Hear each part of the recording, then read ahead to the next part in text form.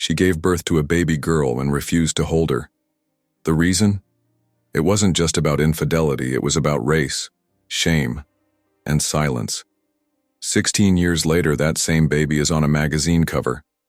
And her mother? She faints right there in the grocery line. Comment where you're listening from. Take a breath. This story will hit where it hurts. Jane McDonald's hands trembled as she stared at the newborn in the hospital bassinet. The baby girl had beautiful dark skin, curly black hair, and eyes that seemed to hold the wisdom of generations. She was perfect, and undeniably not her husband's child. How could you do this to us? Doug's voice cracked as he paced the sterile hospital room, his face contorted with betrayal. How could you throw away 15 years of marriage for what? A fling? Jane couldn't meet his eyes. The truth was more complicated than a simple affair. She had been lonely during those months Doug was away on his extended business trip. Rick had been kind, understanding, everything she needed during that difficult time. But she never meant for it to go this far. Never meant to get pregnant. Never meant to destroy her marriage. "I'm sorry," she whispered, knowing the words were woefully inadequate. "Doug, please." "No." He cut her off sharply. "I can't do this, Jane. I can't raise another man's child. Especially not." He didn't finish the sentence, but Jane understood the implication. Not a black child.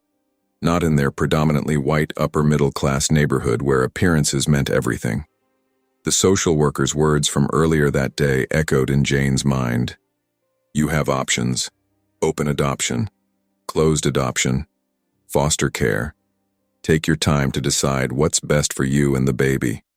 What was best? Jane gazed at her daughter, feeling a pull of connection despite the circumstances of her birth.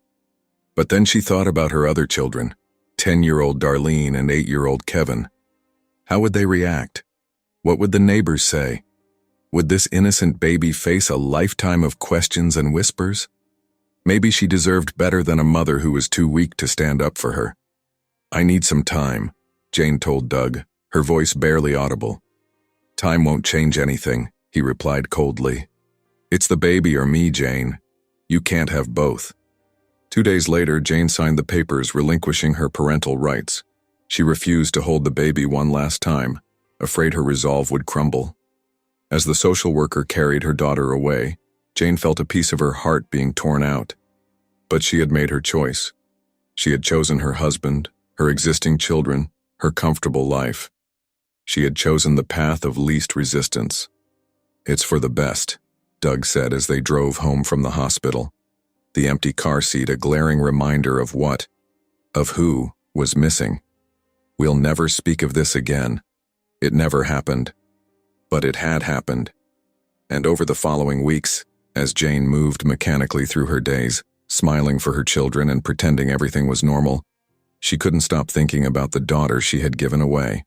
The daughter whose name she didn't even know. 16 years passed. Jane's marriage to Doug survived, though it was never the same. They maintained the facade of a perfect family, but the unspoken truth lingered between them like a ghost. Darlene was now in college, and Kevin was preparing to graduate high school. Jane had thrown herself into volunteer work, trying to fill the void in her heart. Then came the day that changed everything. Jane was standing in line at the grocery store when she saw the magazine. The young woman on the cover had her back partially turned to the camera, her face in profile as she gazed thoughtfully into the distance. She was stunning, tall and elegant with flawless dark skin and a crown of natural curls. There was something about her features, something hauntingly familiar. Jane's heart began to race as she read the headline, "Rising star Kay Harmon makes history as youngest National Geographic photographer." And there, in the smaller print, adopted teen's journey from foster care to international acclaim. The world around Jane seemed to blur. The magazine slipped from her trembling fingers. She couldn't breathe. The cashier's voice sounded far away, asking if she was okay. But Jane wasn't okay. She would never be okay again. Because staring back at her from that glossy cover was the unmistakable face of her daughter, the daughter she had abandoned 16 years ago. As darkness closed in around her vision, Jane's last conscious thought was a question that would haunt her. Did her daughter know about her? And if she did, could she ever forgive the mother who had given her away? Jane woke to the harsh fluorescent lights of the hospital emergency room. A doctor stood over her, shining a penlight into her eyes. "Mrs. McDonald, can you hear me? You fainted at the grocery store." Jane blinked, disoriented. Then the memory hit her with full force. The magazine, the photograph, the face that had brought her world crashing down. "I need to go," she said, trying to sit up. "I need to find—" "Whoa, not so fast," the doctor said, gently pressing her back onto the gurney. "Your blood pressure dropped significantly. We need to run a few more tests before we release you." "Jane?" Doug appeared at her side, his face tight with concern. "What happened?" "The store manager called me." She couldn't tell him the truth. Not yet. "I just got dizzy," she lied. "I didn't eat lunch today." Doug frowned, not entirely convinced. "The manager mentioned something about a magazine?" Jane's heart raced. I need that magazine. Did they bring it with me?" "It's right here," a nurse said, pointing to Jane's purse on a nearby chair. "Your belongings are all there." The hours that followed were excruciating. Jane endured the medical tests, answered the doctor's questions, and accepted Doug's fussing, all while her mind fixated on the magazine tucked in her purse and the young woman on its cover. When they finally arrived home, Jane mumbled an excuse about needing to lie down and escape to the guest bedroom. With trembling hands, she pulled out the magazine and stared at the cover. There was no doubt in her mind. This was her daughter. The shape of her eyes, the curve of her jaw, they mirrored Jane's own mother. But there was something else there, something uniquely her own. A confidence that radiated from her posture, a quiet dignity in her gaze. Jane flipped to the article inside, devouring every word about Kay Harmon, the 18-year-old prodigy whose photography had earned her international recognition. According to the article, Kay had been adopted at age 3 after spending her early years in foster care. Her adoptive parents, Peter and Betty Harmon, were both professors at a small liberal arts college in Oregon. They had nurtured Kay's natural talent for photography since she received her first camera at age 12. There was no mention of Kay's birth parents, no hint that she knew anything about them. The article focused on her remarkable talent and her recent series documenting the lives of children in foster care, a project inspired by her own early experiences. Jane's hands shook as she traced her finger over Kay's photograph. 18 years old. Not 16 as she had first thought. 18 years since she had made the biggest mistake of her life. "Are you feeling better?" Doug's voice from the doorway startled her.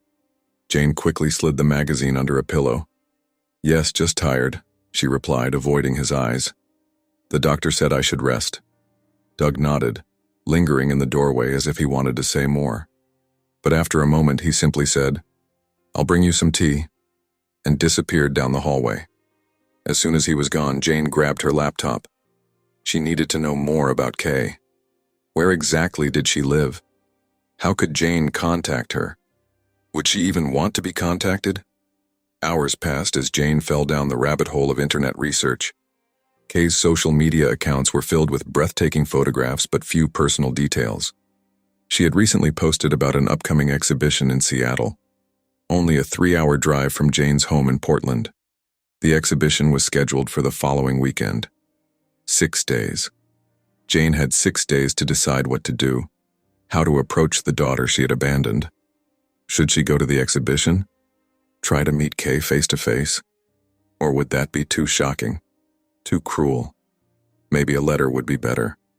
Or perhaps she should contact the Harmon family first.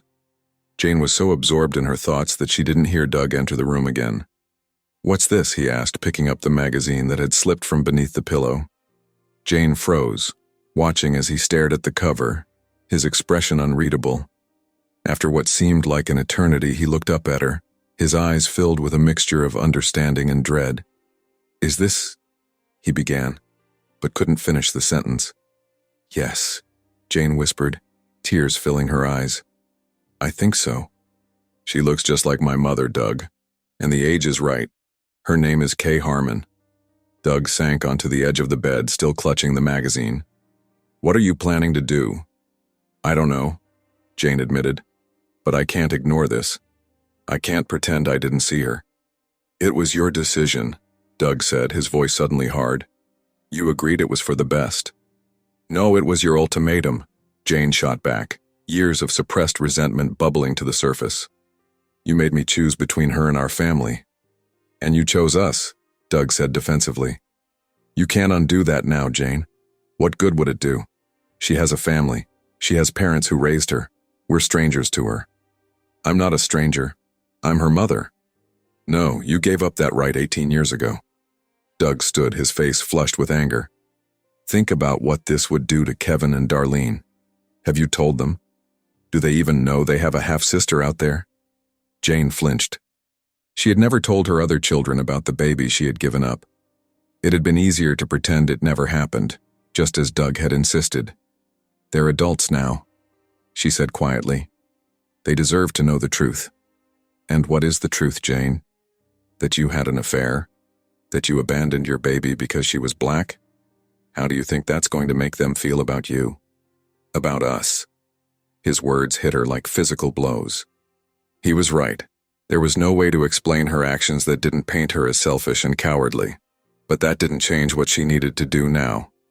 I'm going to Seattle next weekend, she said firmly.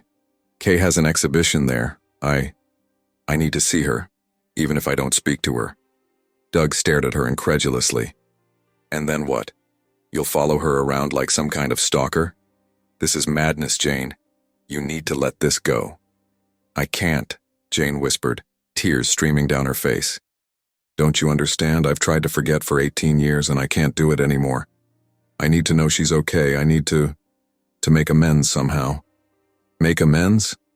Doug laughed bitterly. How exactly do you plan to do that? Sorry I abandoned you because you didn't fit into my perfect white family. There's no making amends for what we did, Jane.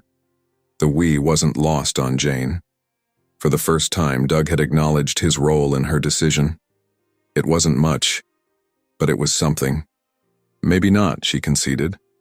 But I have to try, with or without your support. Doug's expression hardened.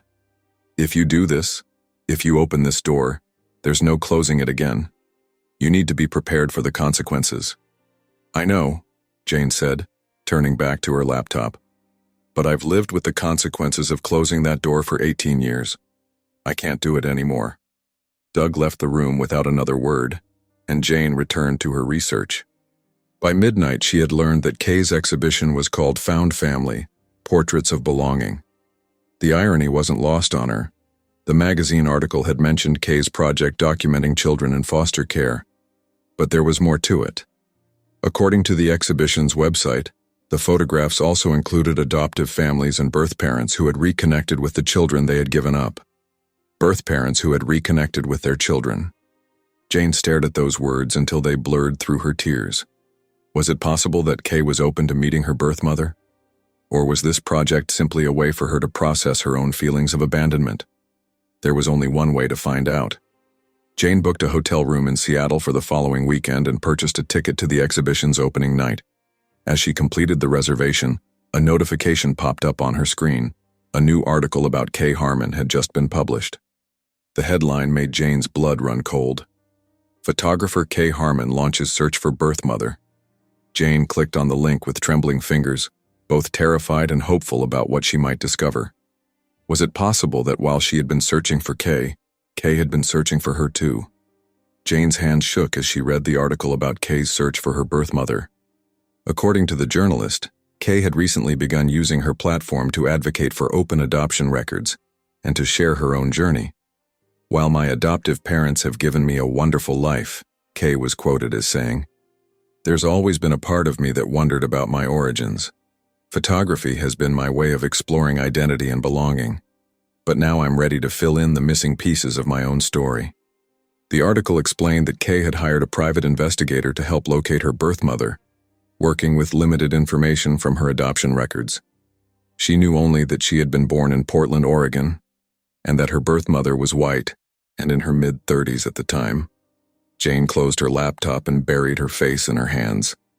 All these years she had convinced herself that she'd made the right choice for her daughter, that a clean break was kinder than trying to maintain contact. But now she wondered if she had really been thinking of Kay at all, or only of herself and her comfortable life. The next morning, Jane woke early, her mind made up. She needed to talk to Darlene and Kevin before she went to Seattle. They deserved to hear the truth from her, not discover it if Kay's search led to their doorstep. "Mom, what's going on? You sounded weird on the phone," Darlene said as she entered the living room.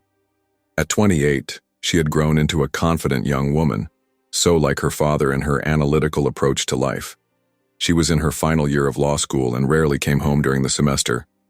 But Jane's urgent call had brought her back. Kevin arrived moments later. At 26, he was more easygoing than his sister, but no less perceptive. "Dad's been acting strange all morning," he said, giving Jane a questioning look. "He wouldn't even look at me when I came in." Jane glanced toward the kitchen where Doug was deliberately making himself scarce. "Please sit down," she said to her children. "There's something important I need to tell you both." As they settled onto the couch, Jane took a deep breath. 18 years ago, before you both were teenagers, I made a decision that I've regretted every day since. I was unfaithful to your father while he was away on a business trip. Darlene's eyes widened and Kevin shifted uncomfortably, but neither spoke. "I became pregnant," Jane continued, her voice barely above a whisper. "Your father and we decided that I would give the baby up for adoption." "You have another child?" Darlene asked, her voice strained. "We have a sister or brother somewhere?" "A sister," Jane said, tears filling her eyes. "Her name is Kay Harmon. I saw her picture in a magazine yesterday. She's become a famous photographer." Jane reached for the magazine on the coffee table and handed it to them. Darlene and Kevin stared at the cover in stunned silence. "She's black," Kevin said finally, looking up at his mother with questions in his eyes. "Yes, her father was black," Jane admitted. "It was one of the reasons that we decided adoption would be better for her." Darlene's expression hardened. "You mean you gave her up because she was black? Because she wouldn't fit in with our white family?" The accusation hit Jane like a physical blow. "It wasn't that simple," she began, but Darlene cut her off. "It sounds pretty simple to me," she said, standing abruptly. "You and Dad made a choice based on what was easiest for you, not what was best for her." "Darlene, please," Jane pleaded. "You were 10 years old. Your brother was 8. We were trying to protect our family." "No, you were trying to protect yourselves," Darlene shot back. "From what? Gossip? Judgment? God, Mom, do you have any idea how racist that sounds?" Kevin had remained silent, still staring at the magazine. "Does she know about us?" he asked quietly. "No," Jane admitted, "but she's looking for me. There's an article online about her search for her birth mother, and next weekend she's hosting an exhibition in Seattle. I'm planning to go." "What are you going to do? Just walk up to her and say, 'Surprise, I'm your mom'?" Darlene asked incredulously. "I don't know yet," Jane said. "I just know I need to see her. Maybe find a way to make things right." "You can't make this right," Darlene said, her voice breaking. "You abandoned your child because she was black. There's no coming back from that." Darlene's words cut deep, but Jane knew she deserved them. "You're right," she said. "What I did was unforgivable, but I still need to try." "And what about her?" Kevin asked, finally looking up. "Have you thought about what this might do to her? She's built a life without you. Maybe she's better off keeping it that way." "She's searching for me," Jane repeated. "That has to mean something." "It means she wants answers," Darlene said. "But are you prepared to give her the real ones?" The question hung heavily in the air. Would Kay want to know that her mother had given her up because of her race? Because keeping her would have been too complicated, too difficult for her white family? "I don't know," Jane admitted. "But I owe her the truth, whatever she wants to hear." Darlene shook her head, disgust evident in her expression. "I need some air," she said, heading for the door. "Don't wait up." After she left, Kevin sat in silence for a long moment. "I always wanted a sister," he said finally, his voice soft. "Or a brother." I used to ask you and Dad for one when I was little, do you remember? Jane nodded, fresh tears spilling down her cheeks. I remember. And you always said the family was perfect just as it was. He stood slowly. I need some time to process this, Mom. Left alone, Jane sank onto the couch, emotionally drained. She had expected anger, disappointment, even disgust. But the reality was still overwhelming. She had hurt so many people with her choices. Kay, Darlene, Kevin, even Doug. How could she possibly make amends to any of them? The week that followed was the longest of Jane's life. Darlene had returned to school without speaking to her again. Kevin was civil, but distant. Doug alternated between pleading with her to reconsider and giving her the cold shoulder.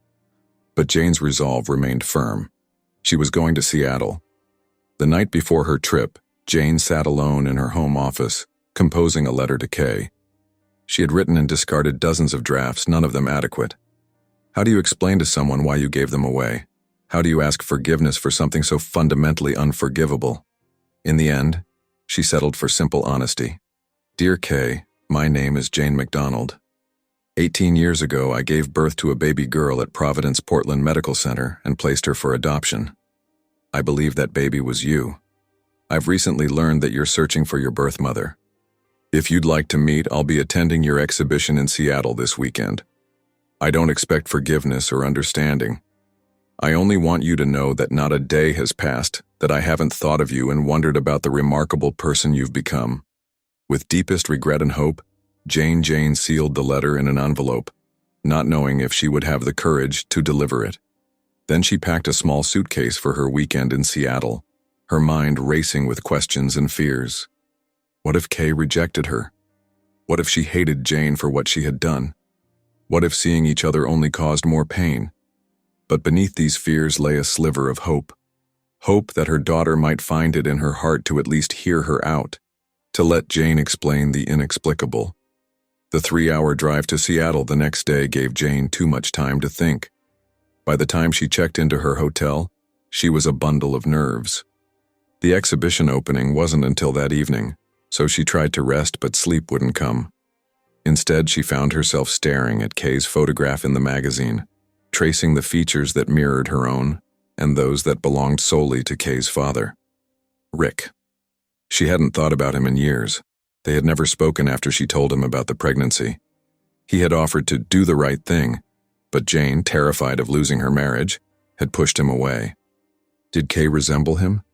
Would he want to know about his daughter if he were still alive? When it was finally time to get ready, Jane dressed with care in a simple black dress and minimal jewelry. She didn't want to stand out or draw attention to herself. This night was about Kay, not her. She slipped the letter into her purse, still uncertain whether she would use it. The gallery was already crowded when Jane arrived. She scanned the room nervously, searching for Kay among the well-dressed patrons admiring the photographs that lined the walls. And then she saw her.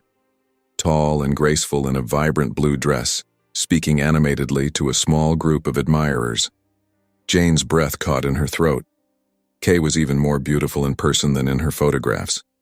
She radiated confidence and warmth, her smile lighting up her entire face as she gestured toward one of her works.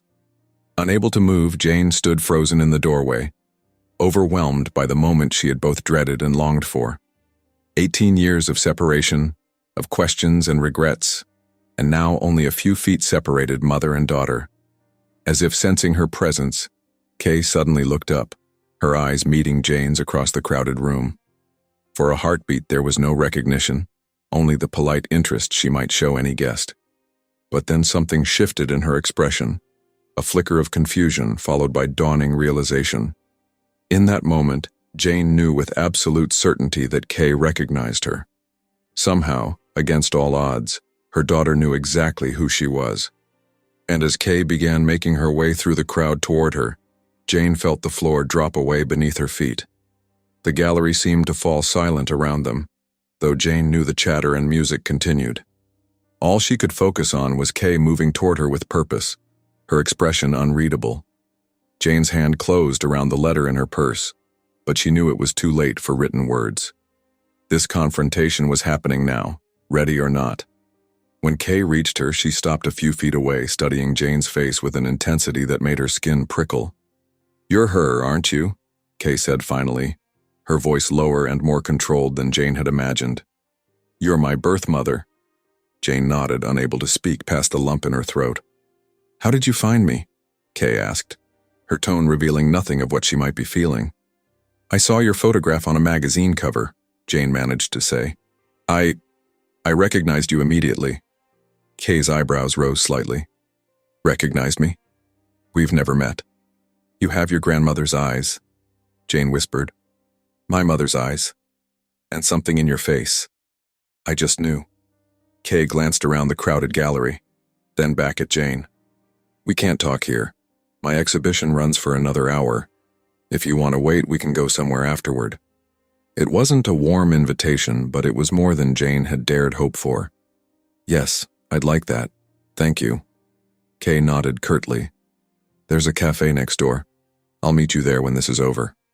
Without waiting for a response, she turned and walked back to her guests, seamlessly resuming her role as the celebrated artist of the evening.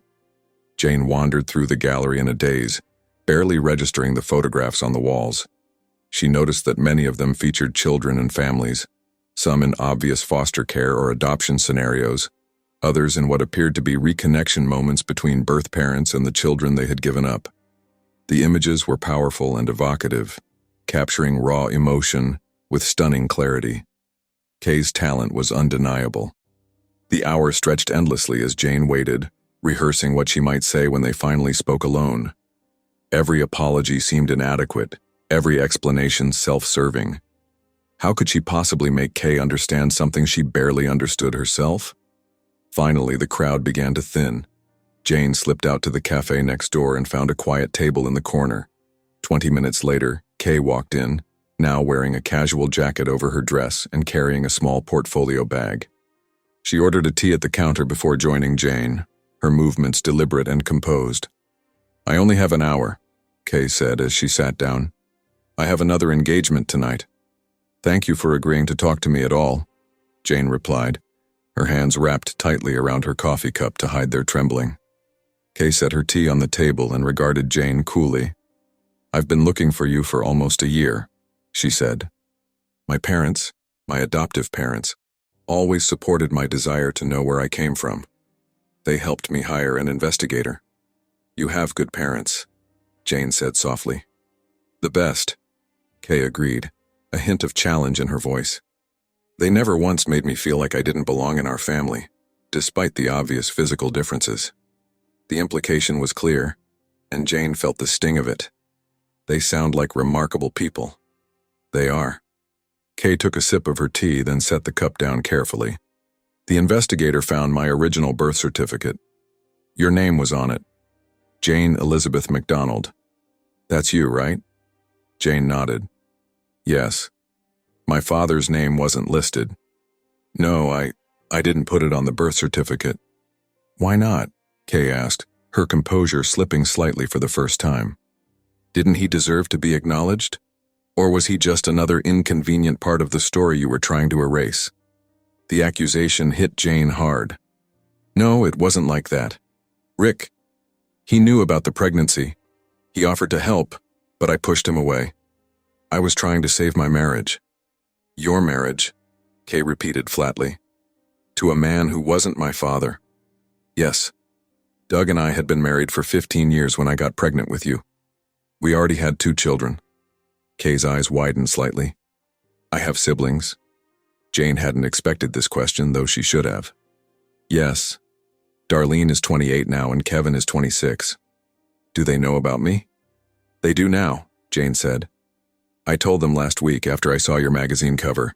They had no idea you existed." Kay absorbed this information in silence, her fingers tracing the rim of her teacup. "So, you kept me a secret. From everyone." "Yes," Jane admitted, unable to meet her daughter's eyes. "Doug insisted we never speak of it again, and I was too weak to stand up to him, too afraid of losing everything. Everything except me," Kay said quietly. "I was the only thing you were willing to lose." The words pierced Jane like a knife. "I told myself it was for the best. she said, tears filling her eyes. That you would have a better life with parents who could love you unconditionally, without the complications of our family situation. You mean without the complication of having a black child in your white family? Kay said, her voice steady but with an undertone of carefully controlled anger. Let's be honest about what this was really about. Jane wanted to deny it, to offer a less damning explanation, but Kay deserved the truth. Yes, she whispered. That was part of it. Doug was concerned about how people would react, how it would affect our other children, and I was too cowardly to fight for you. Kay nodded slowly, as if Jane had merely confirmed what she already knew. I spent years wondering what was wrong with me, she said. Why my own mother didn't want me. What I had done wrong before I was even old enough to do anything. Nothing, Jane said desperately. You did nothing wrong. It was all me, my weakness, my mistakes. I know that now, Kay said. My parents made sure I knew that, but it took a long time to believe it. She paused, studying Jane's face. Why did you come here today? What do you want from me? It was the question Jane had been dreading, because she didn't have a good answer. I don't know, she admitted. When I saw your picture, when I realized who you were, I needed to see you, to know that you're okay. I don't expect anything from you, Kay. Not forgiveness, not understanding, not even a relationship. I just needed you to know that I've thought about you every day for 18 years, and that giving you up has been the greatest regret of my life. Kay was silent for a long moment, her expression unreadable. I'm glad you regretted it, she said finally. That means you at least understood what you were throwing away. Jane flinched at the harshness of her words, but she couldn't deny their truth. I have questions, Kay continued, about my biological father, about my medical history, things I've wondered about my whole life. I'll tell you anything you want to know, Jane promised. Not tonight, Kay said, glancing at her watch. I really do have another commitment, but maybe we could meet again before you leave Seattle. Hope bloomed in Jane's chest. Yes, of course, I'm here until Sunday. Kay took out her phone. Give me your number. I'll text you tomorrow if I can find some time. Jane recited her number, hardly daring to believe that Kay was willing to see her again. As Kay stood to leave, Jane found herself asking, How did you know it was me, when you saw me at the gallery tonight? Kay hesitated, then reached into her portfolio bag and pulled out a small photograph. She placed it on the table in front of Jane. It was an old picture of Jane in her 20s, her hair longer and her face younger, but unmistakably her. The investigator found this in the adoption agency's archives, Kay explained. It was paper-clipped to my file. No explanation, just this photo. I've been carrying it with me for months, wondering if I'd ever get to meet the woman in it. Jane stared at the photograph, memory washing over her. It had been taken just before she met Doug, during a summer trip to the coast with friends. She looked carefree, unaware of the difficult choices that lay ahead. I don't understand, she said. I never gave a photo to the adoption agency. Kay shrugged. Maybe someone thought I might want it someday. She hesitated, then added, You can keep it if you want, I have a copy. Before Jane could respond, Kay turned and walked out of the cafe, leaving Jane alone with the photograph and the lingering feeling that there was more to this story than she knew. Back in her hotel room that night, Jane couldn't sleep. The conversation with Kay played on repeat in her mind. The controlled anger, the pointed questions, the hint of vulnerability beneath her composed exterior. She had expected rejection, perhaps even hatred. But Kay's measured response suggested something more complex. A young woman who had clearly thought deeply about her origins and what they meant to her identity. Jane's phone buzzed with a text message. Her heart leaped, thinking it might be Kay, but the sender was Doug. How did it go? The message read. Jane started to type a response, then hesitated. How could she possibly summarize what had happened? How could she explain to Doug the mixture of guilt, hope, and uncertainty she was feeling? Before she could decide what to say, another text arrived. This one from an unknown number. Tomorrow, 10 a.m. Same cafe. Bring pictures of my siblings and anything you have about my biological father. Kay Jane's hands trembled as she saved the number to her contacts. Kay wanted to meet again. She was asking for information about her family. It was more than Jane had dared hope for. As she was about to respond to Kay's message, her phone buzzed with yet another text. This one was from Darlene. Mom, Kevin showed me the article about Kay searching for her birth mother. I'm still angry. But I need to know, did you find her? Did you meet her? Is she okay? Despite everything, Jane smiled. Even in her anger, Darlene cared about the sister she had never known. Maybe, just maybe, there was hope for healing not just between Jane and Kay, but for the entire family. But as Jane began composing careful responses to each message, a final text arrived that made her blood run cold. I know what you did, it read, and I'm going to make sure Kay knows everything.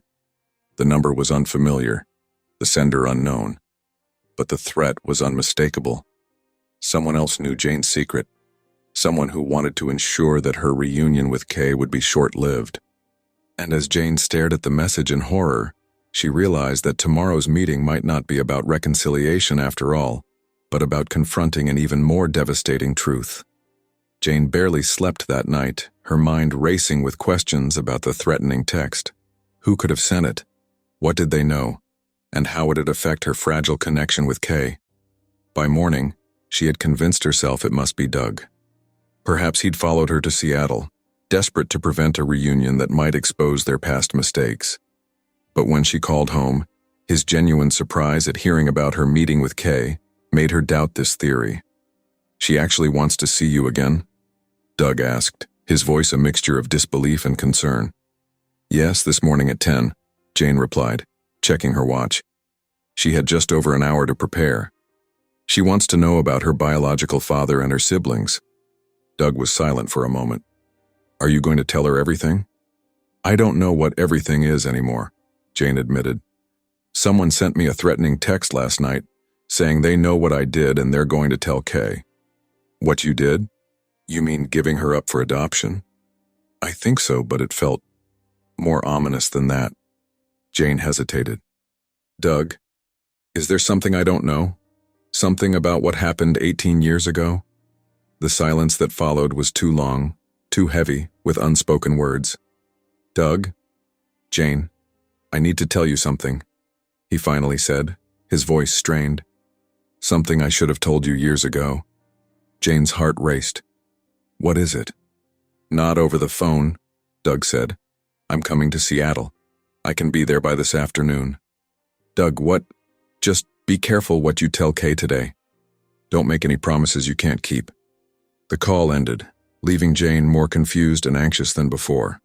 With trembling hands, she gathered the items Kay had requested, family photographs and the few mementos she had of Rick. There wasn't much. A faded photograph of him standing by a lake, his smile bright against his dark skin. A handwritten note he'd left in her office once, nothing incriminating, just a simple, looking forward to our meeting this afternoon. She'd kept it all these years, though she couldn't have explained why. Jane arrived at the cafe early, choosing the same corner table as the night before. She ordered coffee and waited, her nerves making it impossible to sit still. At precisely 10 o'clock, Kay walked in. Today she was dressed casually in jeans and a simple blouse, her hair pulled back in a neat bun. She looked younger, more vulnerable somehow, without the glamour of her exhibition attire. You came, Jane said, unable to keep the relief from her voice. I said I would. Kay sat down, placing a leather-bound notebook on the table. I have more questions. Of course. Kay nodded toward the folder Jane had brought. Is that for me? Yes, I brought what you asked for. Jane handed over the folder. There's not much about your biological father, I'm afraid. It wasn't a long relationship. Kay opened the folder, her expression softening slightly as she looked at the photograph of Rick. What was his name? His full name? Rick Devereaux. He was an environmental consultant who worked with my firm for about 6 months. Was? Kay looked up sharply. Is he dead? Jane hesitated. I don't know. We lost touch after I told him I was pregnant. He wanted to be involved, but I was trying to save my marriage. I pushed him away. Kay studied the photograph more closely. He has my smile, she said softly, almost to herself. Then she looked at the family photographs. Darlene's college graduation, Kevin's high school soccer team, a Christmas card showing the McDonald family smiling in matching sweaters. My siblings look happy, Kay observed. They are mostly, Jane said. Darlene's in law school now. Kevin works for a tech startup. They're good people. Do they know you're meeting me? Yes. Darlene texted me last night, asking if you were okay. Something flickered in Kay's eyes, surprise perhaps, or a hint of longing. What did you tell her?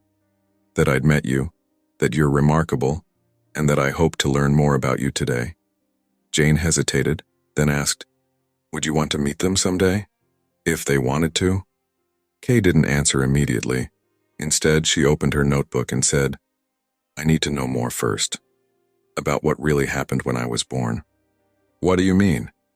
The adoption records don't make sense, Kay explained, turning her notebook so Jane could see.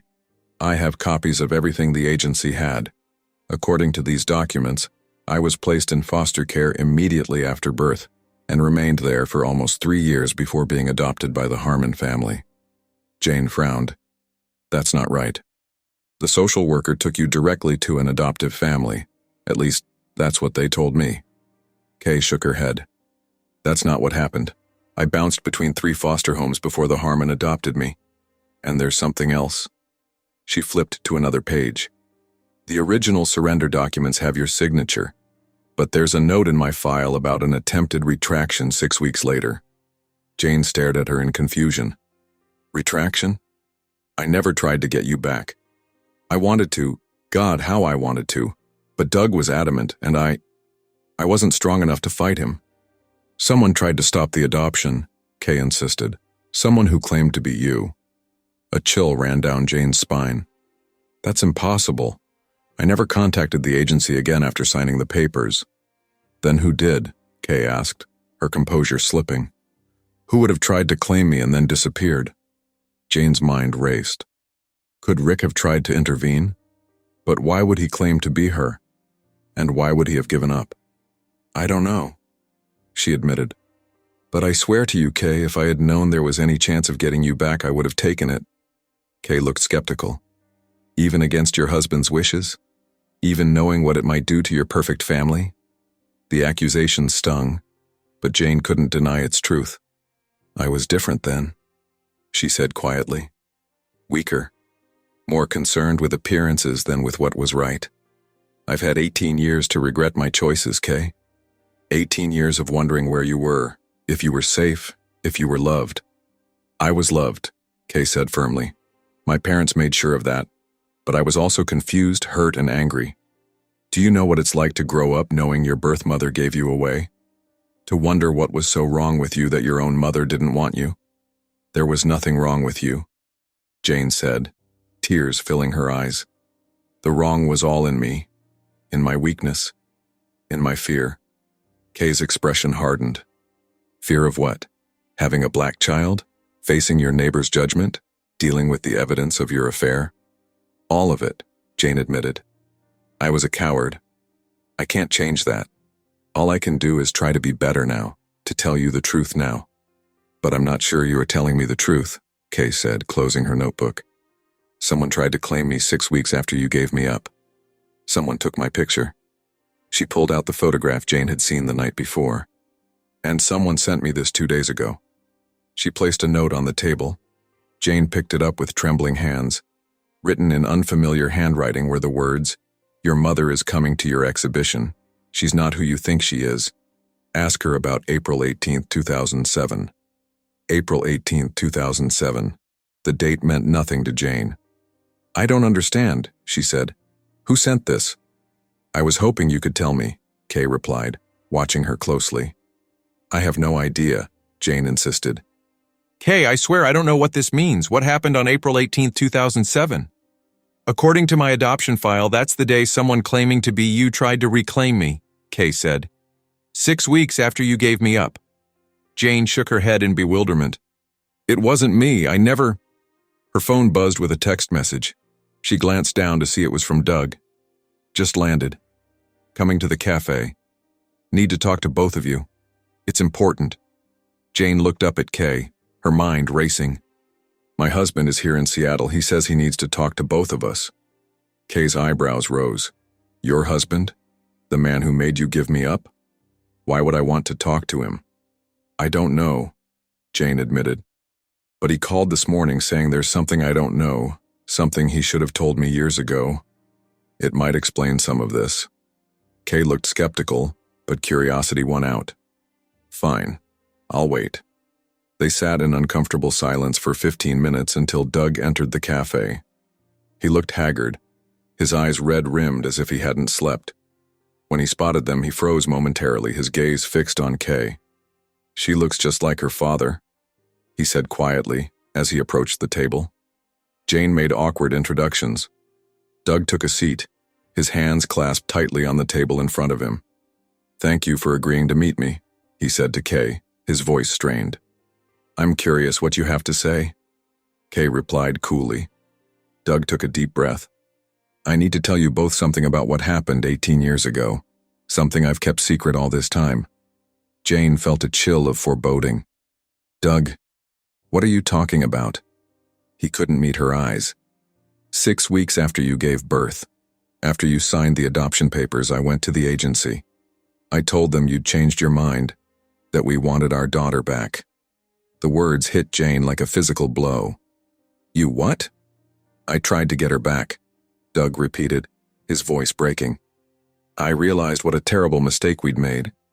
How wrong I'd been to make you choose, but by then it was too late. The surrender was finalized. They wouldn't tell me where she was. Jane stared at him in disbelief. You went behind my back? All these years you let me believe that giving her up was final, inevitable. When you knew there might have been a chance to get her back. I was ashamed, Doug admitted. Ashamed of how I'd handled everything, of the ultimatum I gave you. When the agency refused to help, I hired a private investigator. That's where the photograph came from. I was building a case to find her, to petition for custody, but then the investigator discovered she was already in a good home with loving parents. I decided it was better to let her be, to not disrupt her life again. Jane felt as if the floor had dropped from beneath her.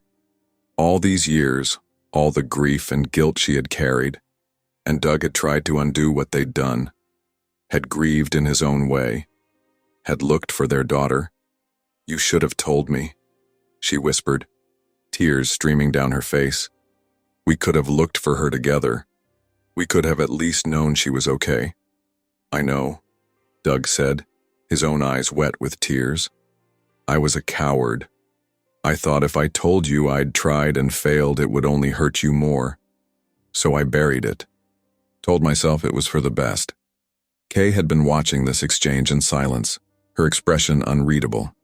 Now she spoke, her voice tight with controlled emotion. So both of you claim you wanted me back, yet neither of you managed to find me, to check on me, to make sure I was okay. I sent birthday cards, Doug said quietly, every year, to the agency, in case they could forward them, with photographs of your siblings, stories about our family.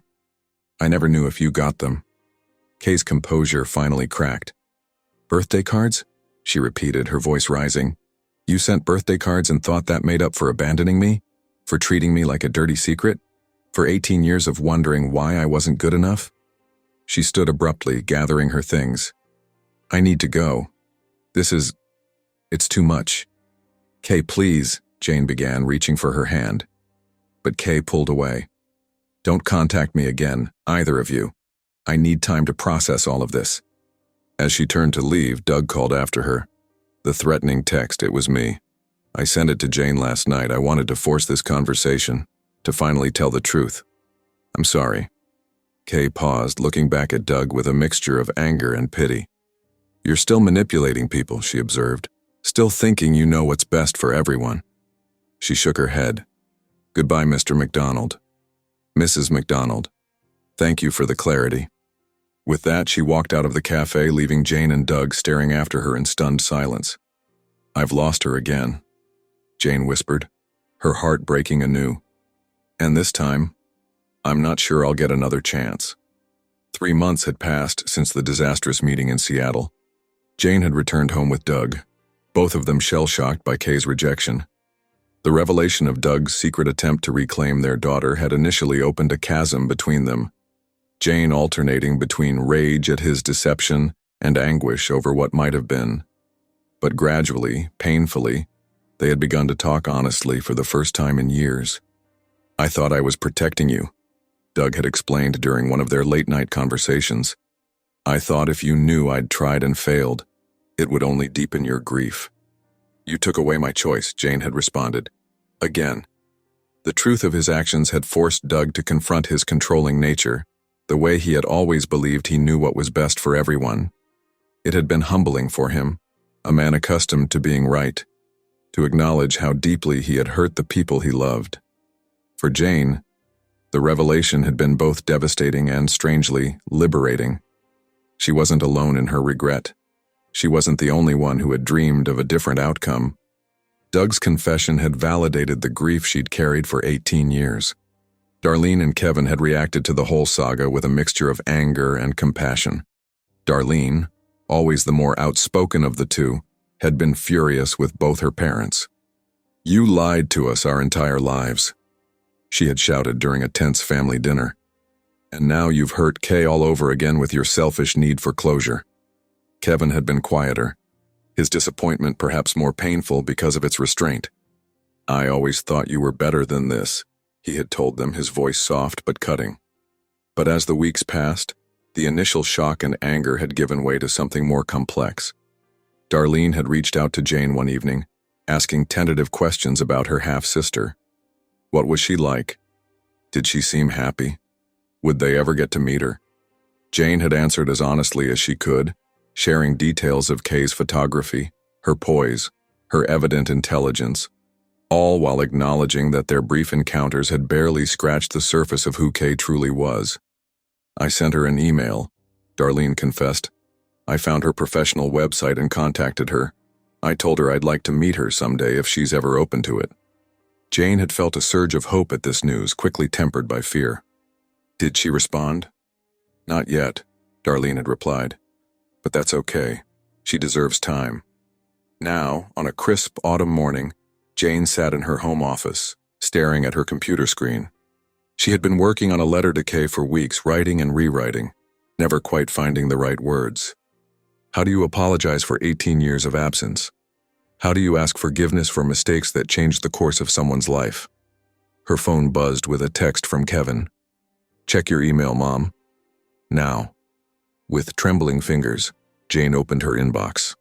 There it was, an email from Kay Harmon. The subject line read simply, "Exhibition." Jane clicked it open, her heart racing. "Mrs. McDonald, I am writing to inform you that the exhibition Found Family Portraits of Belonging is traveling to Portland next month. The opening reception is on October 15th at the Mercer Gallery. Since our last meeting, I have had time to process everything that was said. While I cannot pretend that your and Mr. McDonald's actions didn't cause me pain, I've been reminded by my parents, my real parents, the ones who raised me, that healing sometimes requires facing difficult truths. I've also been in contact with Darlene, who seems to have inherited your capacity for regret, but perhaps more courage in facing it directly. If you wish to attend the opening, there will be tickets reserved under your name. This is not a promise of reconciliation, merely an opportunity for us to see if there is a path forward that acknowledges both the harm done and the possibility of something new. KPS. The exhibition includes a new series titled Birthright, which you may find relevant. Jane read the email 3 times, tears streaming down her face. Not forgiveness, not yet, but an opening, a possibility. She called Darlene immediately. "You knew about this?" she asked when her daughter answered. "I may have suggested Portland as the next venue," Darlene admitted. "Kay and I have been talking for a few weeks. She's extraordinary, Mom. I wish I'd known her my whole life." "Me too," Jane whispered. "More than you can imagine." The night of the exhibition opening, Jane and Doug arrived separately. Though they were working on rebuilding their marriage, Jane had felt it important to approach Kay on her own first. Doug had understood, his newfound humility one of the few positive outcomes of the whole painful episode. The gallery was crowded, much like the one in Seattle had been. Jane spotted Kay immediately, surrounded by admirers, radiant in a deep red dress. She hung back, not wanting to intrude, taking time instead to study the photographs on display. The exhibition had evolved since Seattle. New images had been added, powerful portraits of people who appeared to be sharing profoundly emotional moments. As Jane moved through the gallery, she realized these were reunion scenes. Birth parents meeting the children they had given up, siblings discovering each other for the first time, adoptees finding their biological roots. And then she saw it, the Birthright series Kay had mentioned in her email. 5 large photographs arranged in sequence. The first showed a tiny black baby in a hospital bassinet, alone and vulnerable. The second, a series of foster homes, faces blurred, but the child's isolation clear.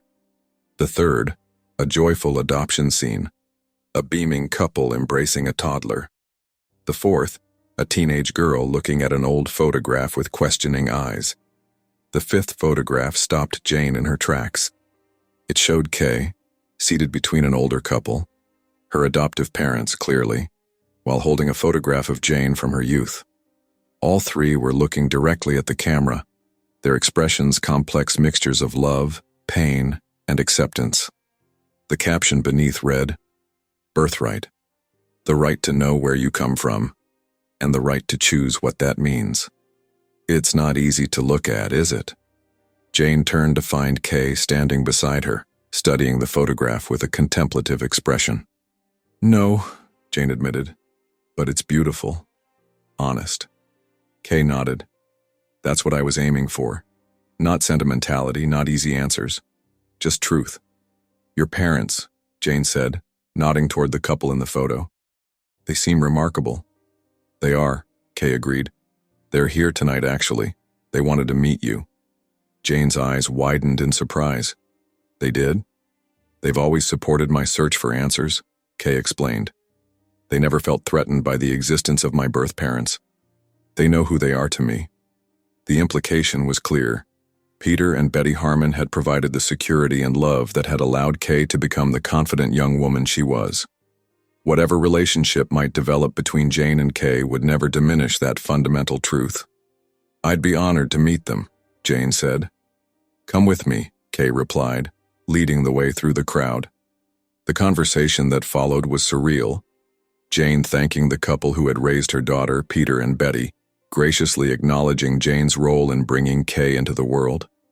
There were awkward moments, painful honesty, but also genuine warmth. Especially from Betty, who seemed to understand Jane's regret in a way only another mother could. "She was always meant to be ours," Betty told Jane privately as they watched Kay greeting other guests across the room. "But that doesn't mean she wasn't also meant to know you." Later, as the crowd began to thin, Jane found herself alone with Kay for a moment. "Thank you," she said simply, "for the invitation, for being willing to see me again." Kay considered her for a long moment. "I'm not doing this for you," she said finally.